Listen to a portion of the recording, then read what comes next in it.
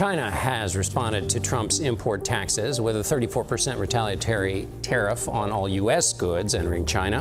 One industry that could be hit hard is farming. The prices have declined for the three major commodities that are facing us right now: corn, wheat, and soybeans are all down, and farmers depend on those three commodities to hold on to our farms. So farmers right now are facing really trying times, and the president is going to put a lot of farmers out of business like this. In April 2025, a seismic shift in global trade reverberated across markets, ports, and farmlands.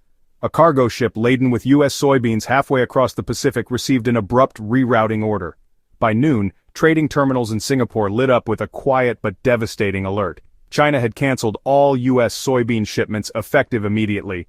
Within hours, 2.4 million tons of soybeans were diverted to Brazil, and by sundown, $1.1 billion in U.S. farm contracts had evaporated.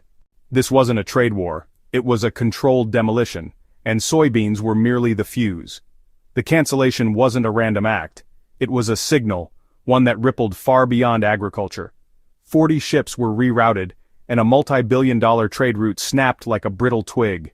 This wasn't a glitch in trade logistics but a deliberate stress test of U.S. economic resilience. Wall Street took notice. The Pentagon took notice. When your largest customer halts mid-delivery without hesitation, you're not just losing a market, you're being measured. And America, it seems, cracked under the pressure.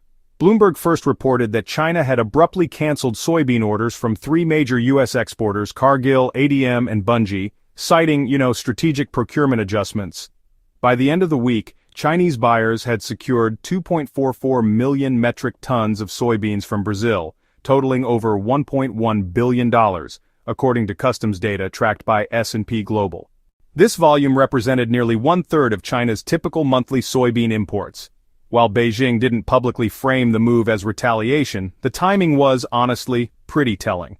The cancellations came within 48 hours of President Trump's latest tariffs on $90 billion worth of Chinese goods.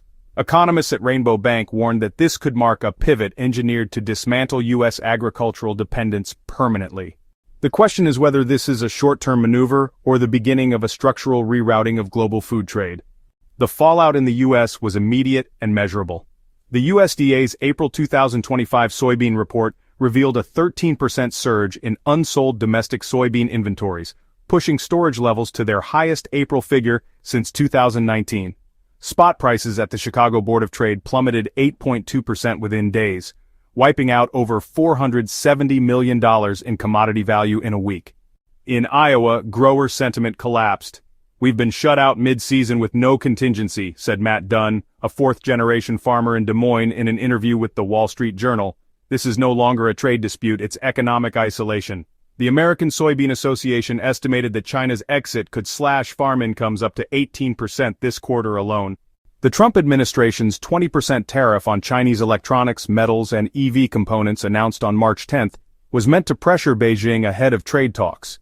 Instead, China's response struck at one of the few U.S. exports it still relied on: agriculture. Soybeans were no ordinary crop. In 2024, the U.S. exported $14.3 billion of soybeans to China, making it the most extensive bilateral trade export line. China is hitting Trump's base where it hurts. Rural voters and farm states, said Chad Bound, a senior fellow at the Peterson Institute, in a CNBC interview on April 2nd. The USDA confirmed that farmers in 11 Midwest states now face a moderate to high risk of insolvency due to canceled forward contracts. As pressure mounts, the trade war is becoming a domestic political liability for Trump. But this story isn't just about soybeans, it's about strategy. Brazil's ability to step in wasn't luck, it was calculated. Between 2020 and 2024, Brazil expanded its soybean acreage by 21%, backed by over $11.2 billion in agricultural infrastructure investments. China's state-owned development banks financed grain terminals in Santos, expanded freight corridors from Mato Grosso, and co-funded the Faro Railway, cutting internal transport times by 42% according to a February 2025 Reuters report. This infrastructure laid the groundwork for China's pivot. Bloomberg Intelligence reports that Brazil can now supply 70% of China's annual soybean demand with fewer GMO restrictions, looser environmental standards, and stronger bilateral trade protections under BRICS agreements. Brazil's rise may be permanent. Is the U.S. being replaced? Not just priced out, but planned out. The timing of China's move was, well, surgical. According to USDA trade data, March through June is the peak profitability window for U.S. soybean exports, accounting for nearly 40% of annual revenue. By pulling out now, China triggered a cascading sell-off during America's prime shipping season, undermining both price and volume. Brazil's harvest wasn't even at full capacity, yet China knowingly paid premiums, reportedly $14 to $22 more per ton, according to traders cited by the Financial Times. Why overpay? Short-term losses can yield long-term control, argued Minyu, a trade analyst with China's Ministry of Commerce. This wasn't just about soybeans, it was about leverage. China cited phytoanitary concerns, pointing to fungal residue and pesticide traces in U.S. soybean shipments. However, as of April 2025, no violations have been confirmed by the USDA or the WTO complaint database. U.S. soybeans consistently meet international food-grade standards with contamination rates below 0.01% per a joint audit by the FDA and GAFTA.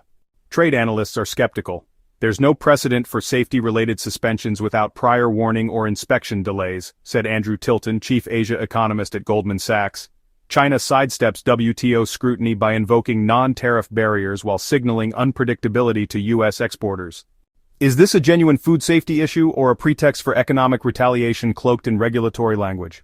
China's soybean pivot didn't begin at the negotiation table, it started at the docks. Over the past 5 years, China invested over $8.3 billion in Latin American logistics, including equity stakes in Brazil's port of Itaqui, a $1.22 billion expansion of the Northern Grain Corridor, and direct investment in the Ferro-Granal Railway, which cuts transport costs from Mogroso by 35% according to the Inter-American Dialogue. These aren't just trade routes, they're geopolitical corridors. By embedding itself in the infrastructure that moves Brazil's soybeans, China has reduced its dependency on U.S. commodities and on U.S.-controlled global choke points. In 2024, over 64% of China's soybean imports flowed through logistics networks with direct Chinese involvement. That's according to Bloomberg-reviewed customs data. As one Carnegie Endowment policy analyst said, Beijing is no longer just buying food, it's buying leverage. But what if food isn't the endgame? Soybeans may be the headline, but corn is quietly slipping away. Between January and March 2025, U.S. corn exports to China fell 29% year over year, according to the USDA's Foreign Agricultural Service. Meanwhile, China finalized a 3-year corn import agreement with Brazil's COAB agency, covering up to 9 million tons annually worth an estimated $2.6 billion, as reported by Reuters on March 28. So, in March, China's state grain reserve actually auctioned off about 1.22 million tons of U.S. corn. And they cited price instability and strategic rebalancing as the main reasons. Industry insiders, well, they argue that the real issue here is trust. After all the escalating tariffs and those politicized export controls, Beijing now sees U.S. agriculture as, honestly, pretty unreliable. This isn't diversification, it's insulation, said Joseph Glober, who was the former USDA chief economist in a Wall Street Journal interview. So if corn is next, what follows? Could it be wheat or maybe sorghum? The shift raises a larger question that U.S. markets are only beginning to grapple with. According to HSBC's April 2025 Commodities Outlook, China has signed or renewed long-term import contracts with Argentina, Brazil, Russia, and Pakistan, covering over 70% of its grain and oilseed needs. In contrast, U.S. agricultural exports to China fell by 26% in the first quarter of 2025, cutting $3.2 billion from trade flows per Census Bureau data. Some believe a diplomatic thaw could reverse the trend, but, China's infrastructure investments and intent suggest otherwise. What we're seeing isn't just de-risking, it's disconnection, said Jennifer Harris, a former National Security Council advisor in a Bloomberg interview. With political relations gridlocked and BRICS expansion offering alternatives, the question isn't whether the U.S. can recover market share, it's whether Beijing even wants to return. Soybeans were just the first fuse. China demonstrated it could abandon a $14 billion commodity and replace it in 72 hours with no delays, shortages, or domestic political fallout. This wasn't just a trade dispute, it was a proof of concept. What happens when China applies the same strategy to semiconductors, rare earths, or U.S. treasuries? What if the next pivot isn't about soybeans, but the dollar itself? That's not just a question for farmers, but for Wall Street, Washington, and the global economic order. If soybeans were phase 1, what is phase 2? The world is watching, and the answer may reshape trade for decades.